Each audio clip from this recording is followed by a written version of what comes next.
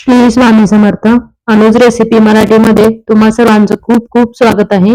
आज आपण पालक पनीर पुलाव कसा बनवायचा ते बघणार आहोत. त्यासाठी इथं मी गॅसवर कढई तापण्यासाठी ठेवली होती.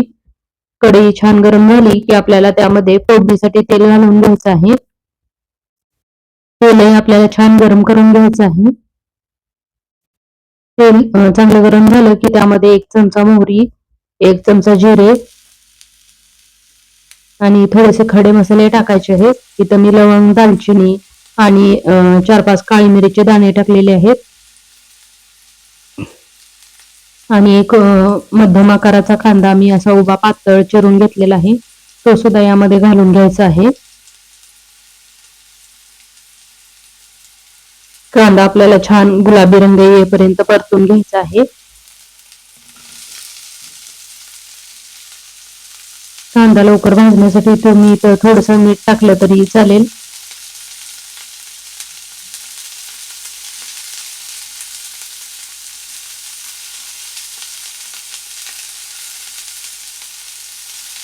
खडे मसाले सुद्धा तुम्हाला आवडत नसतील तर नाही टाकले तरी चालतील, पण खडे मसाले टाकल्यामुळे या पुलावला बिर्याणी सारखी टेस्ट येते. तुम्ही बघू शकता कांदा आपला छान गुलाबी रंग येईपर्यंत परतलेला आहे.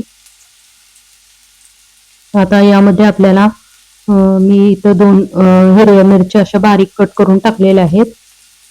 तिखट तुम्ही तुमच्या आवडीनुसार कमी जास्त करू शकता.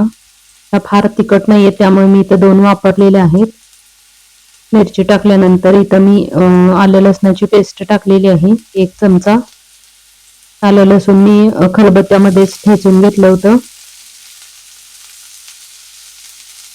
हे सुद्धा आपल्याला तेलामध्ये छान परतून घ्यायचं आहे.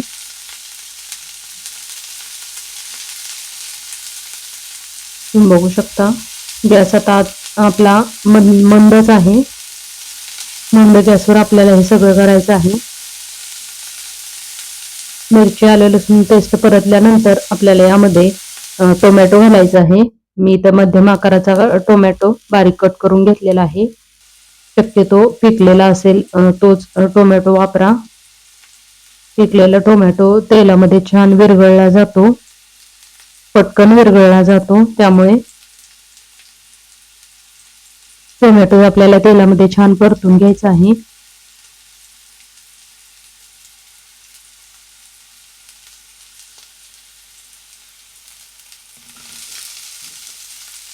टोमॅटो पटकन मऊ व्हावा यासाठी इथं थोडंसं मीठ टाकायचं आहे आपल्याला. मीठ टाकल्यामुळे टोमॅटो तेलामध्ये पटकन विरघळला जातो. पुन्हा मिक्स करून घ्यायचं. गॅस बारीकच आहे आपला.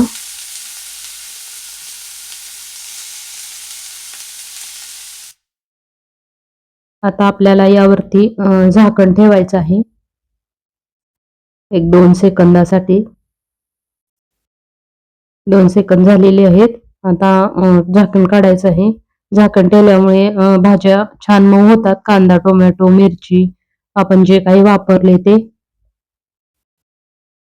पटकन मऊ होतं ते. आता यामध्ये थोडेसे मसाले टाकायचे आहेत. त्यासाठी तर मी 1 चमचा धनेपूड, 1 चमचा हळद, 1 चमचा लाल तिखट आणि 1 चमचा गरम मसाला टाकलेला आहे. तुम्हाला जर मसाले वापरायचे नसतील तर तुम्ही नाही टाकले तरीही चालतील. फक्त हळद टाकायची. हे सगळं परतून झालं की यामध्ये आपल्याला पालकाची पेस्ट टाकायची आहे. मी तर एक जोडी पालक असते ना त्यातली निम्मी पालक स्वच्छ धुवून 1-2 मिनिटं उकळून घेतली होती पाण्यामध्ये आणि ती मिक्सरला अशी फिरवून घ्यायची आहे. त्याची पेस्ट बनवून घ्यायची आणि ती यामध्ये टाकायची आहे आपल्याला. पालकाची पेस्ट टाकल्यानंतर पुन्हा आपल्याला ते छान परतून घ्यायचं आहे. अशा पद्धतीने सगळं एकजीव झालं पाहिजे ते. तुम्ही बघू शकता त्याला कडेने तेल सुटायला सुरुवात झालेली आहे.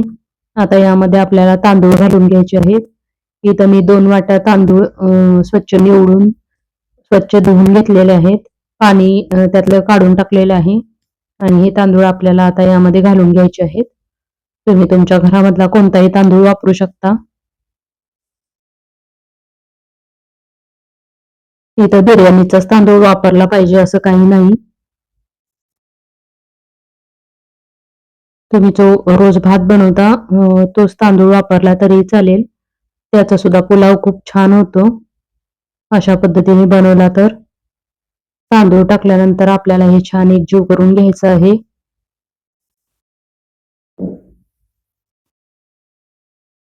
तांदूळ सुद्धा आपल्याला तेलामध्ये या मसाल्यांमध्ये छान भाजून घ्यायचा आहे मंद गॅसवर.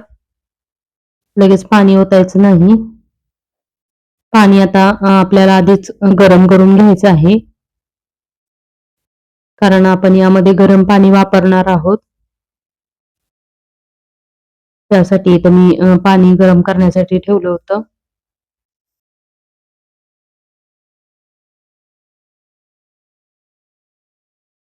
आता यामध्ये आपल्याला पनीरचे तुकडे घालायचे आहेत. मी ते आधीच तळून घेतले होते तेलामध्ये आणि थोडेसे काजूचे तुकडे सुद्धा घालायचे आहेत. पनीर आणि काजू आपल्याला सुरुवातीला तेलामध्ये तळून घ्यायचे आहेत आणि पनीर आणि काजू तळलेलं तेलच आपल्याला हा पुलाव बनवण्यासाठी वापरायचा आहे.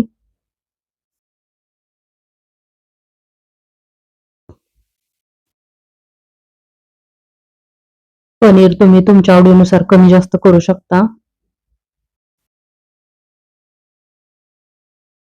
किंवा काजू तुम्ही तुमच्या आवडीनुसार घालू शकता. नाही घातले तरी चालतील. मी इथे थोडेसे वापरलेले आहेत. आता यामध्ये 2 वाट्या तांदळासाठी इथं मी 5 वाट्या पाणी घालणार आहे. गरम पाणी घालायचं आहे आपल्याला. आपण ज्या भांड्यामध्ये पालकाची पेस्ट बनवून घेतली होती त्यामध्येच पाणी ओतून आपल्याला यामध्ये घालायचं आहे. म्हणजे सगळं ते पालकाची पेस्ट निघेल भांड्याची आणि सगळी वापरात येईल. 2 वाट्या तांदळासाठी इथं मी 5 वाट्या पाणी घालणार आहे. त्याच वाटीने तुम्ही तुमचा जो तांदूळ असेल जुना नवीन त्या अंदाजाने पाणी घालायचं आहे. आपण रोज भात बनवतो त्याचा अंदाज असतोच आपल्याला आपल्या भाताला किती पाणी लागतं ते. आता यामध्ये आपल्याला चवीनुसार मीठ टाकून घ्यायचं आहे आणि लक्षात ठेवायचं आपण टोमॅटो भाजताना सुद्धा थोडंसं मीठ टाकलं होतं. त्या अंदाजाने आता आपल्याला मीठ टाकायचं आहे. मीठ तुम्ही तुमच्या आवडीनुसार कमी जास्त करू शकता. मीठ टाकल्यानंतर पुन्हा आपल्याला हे छान मिक्स करून घ्यायचं आहे.